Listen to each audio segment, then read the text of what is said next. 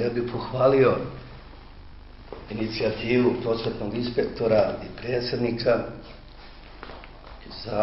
i da u buduće organizujemo ovakve skupove, jer stručno usavršavanje je veoma bitan proces u obrazovanju. Do sada imamo pozitivna iskustva sa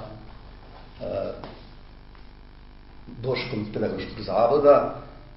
Imali smo 2 seminara, kolege su veoma zadovoljne i osjeća se poboljšanje u radu, normalno u komunikaciji učenik, nastavnik, odnosno nastavnik, učenik.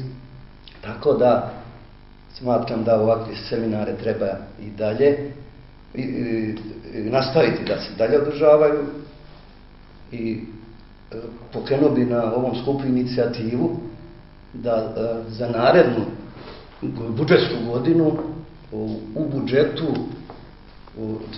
se uvrsti pozicija stručno usavršavanje. Ona je do pre 3 godine bila pozicionirana, ali je ukinuta, ne znam iz kojih razloga, pa bi zamolio, evo tu je predsjednik, da za narednu budžetsku godinu upravo imamo tu poziciju da bi lakše došli do, tako da kažem, povlačili novac i da bi što više nastavnika učestvovalo u ovom procesu stručnog usavršavanja.